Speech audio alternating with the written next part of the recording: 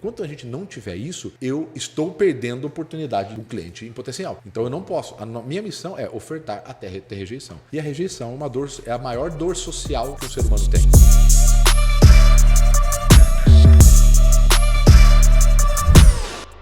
Essa questão cultural está sendo muito complicada, né? A gente que atende muita gente, inclusive lá dentro, né, na nossa empresa. Uma geração mais nova, ela tem uma fragilidade com relação às dificuldades muito maior. Até isso, para mim, assim, né, na minha opinião, claramente, é pelo excesso de acesso. Então, né, hoje você tem, através da internet, você pega um contato, você tem o WhatsApp, né? Você olha quanto vendedor, que aí você vai ver a operação, um monte de venda não acontecendo, gerando lead, quer dizer, cliente entrando em contato, o que está acontecendo? O cara, não, porque ele parou de me responder aqui. Eu falei, velho, mas por onde você fala? Eu falo aqui pelo celular, eu mando o WhatsApp. Eu falei, tem um botão no começo que é ligar. Você fala, olha que loucura, liga, outra pessoa, vocês falam, né? Ela vai falando na mesma hora. Incrível isso. O cara não Tempo liga. real. O cara não liga, ele não pede. Pô, o cara tá lá conversando, né? Trocou, deu 2 minutos de conversa no WhatsApp. Já criou um vínculo. Fernando, eu posso dar uma ligadinha para você? 30 segundos, quero tirar a dúvida. O cara colocou uma ligação. A gente tem inúmeros estudos, né? Quando você tem uma ligação dentro de uma conversa escrita, é 70% a mais de fechamento de vendas. Você tem uma visita numa conversa via call, começa, né? Que não é pessoalmente, que é 150% a mais de fechamento. Então, assim, você tem todos os dados batem com isso. Então, assim, o excesso de acesso gera uma fragilidade das pessoas mais fracas com relação a isso, né? Então, porque na nossa época era normal você fazer tudo. Você abordava, você prospectava, você cuidava, você preenchia, você fazia pós-venda, era tudo com a gente. Né?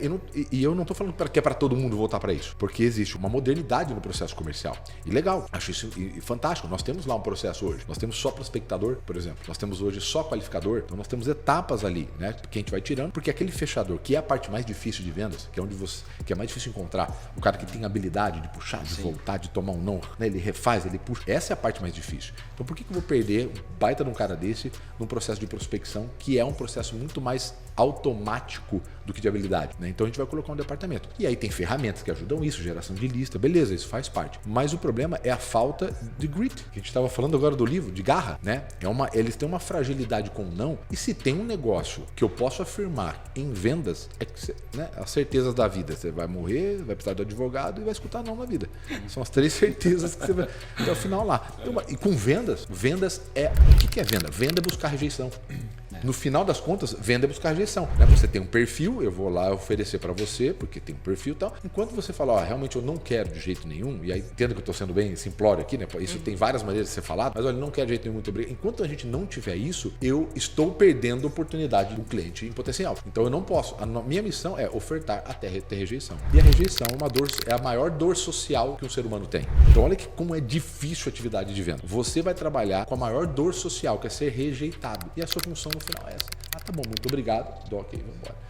Agora, quantos desses vendedores, né, que a gente está falando, principalmente de uma geração mais nova, diante de qualquer não ou de qualquer dificuldade param? Quando a gente pega o Grit, o Garra, né, que é um dos livros mais famosos, olha isso. Quando você pega o Vendedor Bonzinho e Não Ficar Rico, por que eu fiz isso? Porque o primeiro livro meu é técnico, completo, é um manual. E esse é um livro de comportamento. Porque no final das contas eu estava vendo isso. Caramba, o cara abordava bem, fazia boas perguntas, entendia até do bem produto. Como é que a taxa de conversão é tão baixa se o cliente tem perfil? Né? Porque diante de qualquer dificuldade, eles param de fazer follow-up, param de tentar resgatar, ganha um pouquinho de... Até faz, aí quando começa a fazer, ganha um pouquinho de dinheiro. Aí ganhou um pouquinho de dinheiro, para. Teto financeiro baixo, né? Eu falei, o espírito do pobre, né? Que é o pior, né? Porque a pobreza financeira ela é uma situação, né? Você sai dela, você volta para ela. Mas o espírito do pouco, o espírito de para você, como a maioria tem, né? Não, pra mim tá beleza, não, putz, isso aqui. O cara começa a dar um pouco certo, é impressionante. Ele começa a se sabotar, começa a repetir, né? Alegria de pobre dura pouco, né? Tá muito bom. 3 meses seguidos batendo meta, daqui a pouco dá, né? Então, daqui a pouco vão triplicar a meta, eu já não vou. Ele começa a se auto-sabotar. Então, e aí, voltando na primeira pergunta até lá, no final das contas, o bem-sucedido, né? O empreendedor, tudo aquilo que gera renda, que passa pro comercial, ele tem uma visão muito mundial, isso é mundial, tá? No Brasil mais forte ainda, mas no mundial tem uma visão ainda muito negativa. Então o empreendedor tem uma visão negativa, né? O empreendedor tem uma visão negativa. E quanto mais protecionista é o país, mais ele impede as pessoas que trabalham na área comercial de evoluir. Então, por exemplo, o empreendedor, que é um vendedor, não é vendedor, quem está empreendendo é um vendedor. Você vai para lá, ele é o vilão da história. Ele é sempre o vilão da história. Né? Por que o Brasil não consegue ter outras companhias de low cost, por exemplo, aérea? No Brasil é um exemplo. Porque no Brasil é 25 vezes maior a média de processo de cliente do que no resto do mundo. Então não dá. Só no Brasil, ano passado, foi mais de R$1 bilhão pago em processo de compras aéreas. E a maior parte deles, sabe qual que é? É atraso, não sei o quê. Pô, choveu. O avião não pode sair, vão mata todo mundo. Entra o processo, ganha. Entendeu? Brincadeira. Só um dado para assustar o pessoal, para ver como que é difícil você trabalhar na parte comercial, porque que está gerado muito com dinheiro, né? E aqui ainda tem uma visão ruim de quem ganha muito dinheiro. Tem uma empresa americana que opera 5.000 voos por dia nos Estados Unidos. Ela teve 125 processos nos Estados Unidos no ano passado. Aqui no Brasil, ela opera 5 voos por dia. Ela teve 1.400 e poucos processos. O Brasil ainda ele é um país que vê o sucesso, o dinheiro principalmente relacionado, de uma forma muito negativa. Isso é comum. Então você começa a olhar à sua volta, o cara mesmo de venda ele começa a ficar com o teto financeiro baixo. Muito dinheiro, desejar demais, né?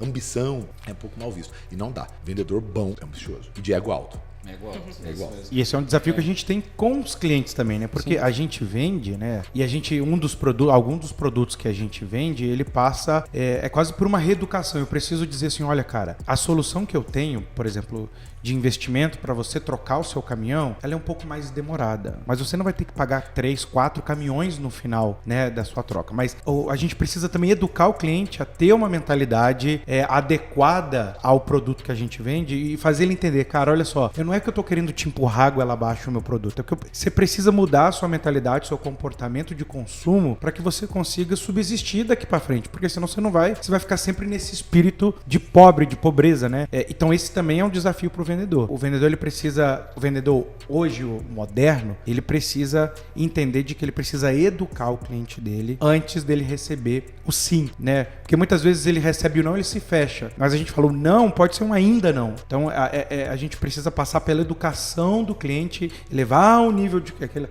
famosa história de elevar o nível de consciência do cliente, né? Para que ele possa entender que o produto que você está vendendo vai solucionar o problema dele.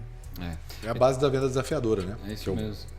Educar, né, e assumir controle, né, as duas etapas. E isso é uma tendência, inclusive, da empresa. Toda empresa daqui para frente vai ser uma empresa de educação. Toda. Ela vai ser uma empresa de educação interna, porque as empresas, a velocidade que a empresa quer, ela não consegue dar com as pessoas de fora. Então eu não consigo, vou crescer 30%. Você não tem 30% de pessoas boas para buscar. Não tem. O Brasil perde, eu preciso buscar na informação de novo, a gente vem trazendo muito dado, mas algo próximo de $500 bilhão, alguma coisa próxima assim, por falta de mão de obra. Então a gente não produz mais, então perde dinheiro, e muitas empresas que querem vir para cá não conseguem vir porque não tem mão de obra. Não tem mão de obra. Eles querem vir, tem cliente, tem crédito, mas eles não conseguem porque não tem gente para trabalhar. Em todos os níveis. Então a empresa ela vai ter que ser uma empresa de educação, então ela vai ser uma empresa formadora, senão ela não consegue crescer, e ela vai ter que educar cliente. Né? Então quando a gente fala do trabalho de inteligência de vendas, né, o trabalho do vendedor é um trabalho que faz isso. Mas um trabalho em escala é um trabalho de educação de cliente. Porque ele vai ter que trocar o caminhão, certo? Ele vai ter que trocar. Ele vai ter que fazer isso. Né? Mas só que a hora que ele tiver com 3, 4, estiver fazendo isso na quinta e na sexta vez, se você tirar um pouco do zoom, praticamente a margem dele ficou pagando isso. Né? Juros de financiamento. Então, assim, é uma atividade desafiadora, porque leva tempo. Né? Educar tá aqui no começo. Se eu pego alguém que já entende, já fez isso, né? Dou um salto, vou lá para o final do funil. Então é uma atividade de vendedor, mas com certeza vai ser uma atividade também da empresa ajudar a educar tanto dentro quanto educar fora os clientes.